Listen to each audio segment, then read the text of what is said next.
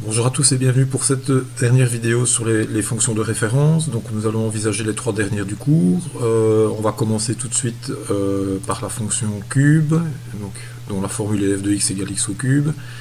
Voici le tableau de données. Donc on a pris des images d'antécédents allant de moins 2 jusqu'à plus 2. On obtient donc moins 8, moins 1, 0, 1 et 8. Alors, comme les précédentes, le domaine n'est pas restreint puisque n'importe quelle valeur peut entrer à la place de x dans la formule. Il y a une image qui fonctionne, donc on a R.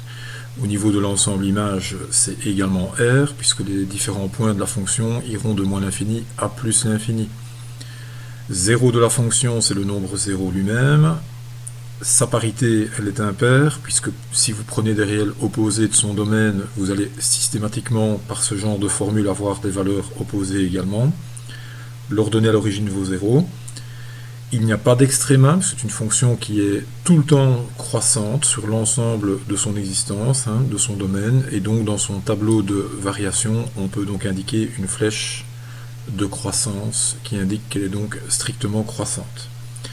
Alors on va aller faire un petit détour par GeoGebra pour voir quel est le graphique exactement de cette fonction. Donc le voici. Donc vous avez ici à l'écran la fonction donc f de x égale x cube au niveau de son graphique. Elle passe par les points dont on vient de parler tantôt, 1, 1, 2, 8, etc. Donc elle monte très très fort vers la droite, elle descend très très fort vers la gauche. Ça ressemble à une hélice vue de loin. Et on va également mettre à l'écran sa réciproque, qui est donc racine cubique de x. La voici. Alors c'est bizarre, on dirait que le graphique a été déplacé, ou une petite ressemblance. Donc voici ce que ça donne.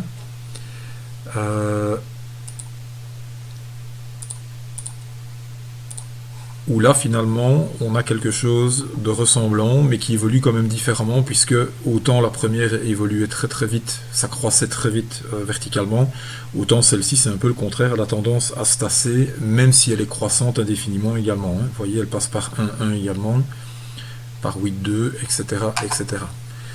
Retournons dans le cahier justement pour en faire son étude.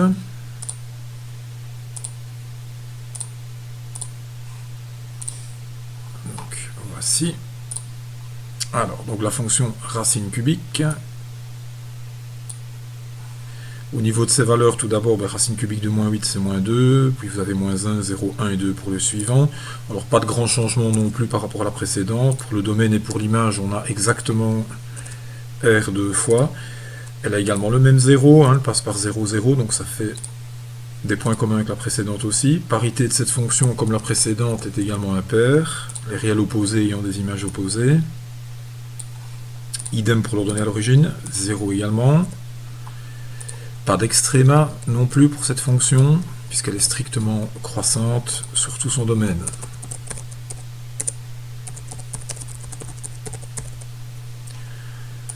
Et donc comme pour la précédente, vous pouvez dans le tableau de variation faire une flèche de croissance donc, qui évolue vers le haut et vers la droite.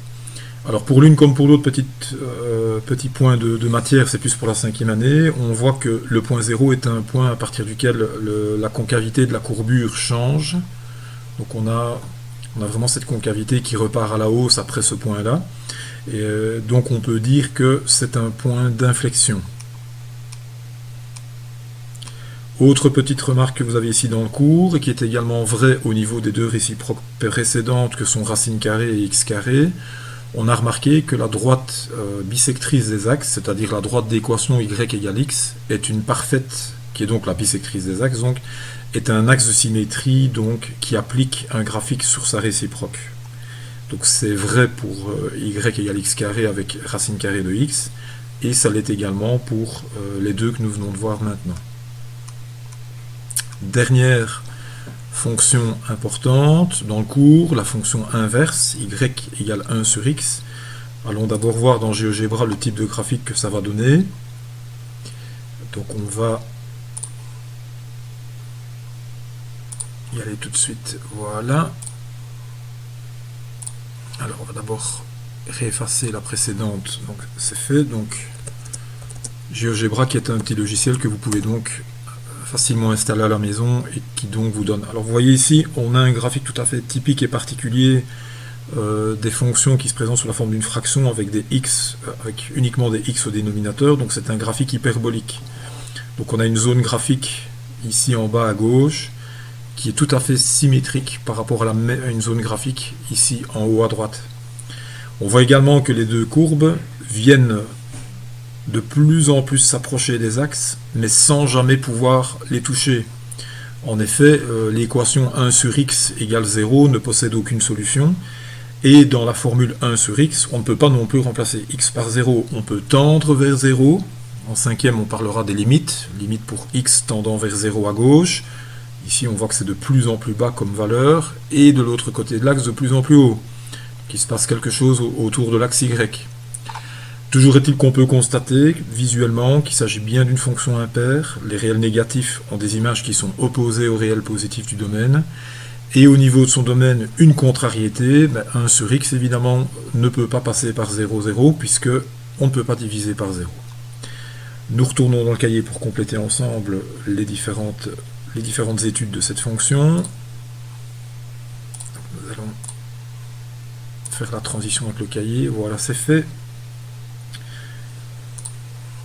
Différentes valeurs donc ici au niveau du tableau, donc si on remplace x par moins 2, on a moins 1 demi, donc moins 0,5, moins 1 donne comme image moins 1 lui-même, moins 1 demi donne moins 2, 0 n'a pas d'image, on pourra mettre également le symbole n'existe pas, 1 demi donne 2, 1 donne 1 et 2 donne 0,5. Ça donne donc comme domaine et comme image les réels non nuls,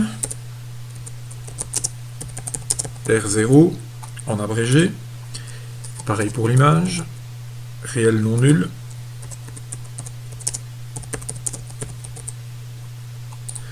autrement dit, forcément ni de 0 ni d'ordonnée à l'origine pour cette fonction, parité donc impaire, hein.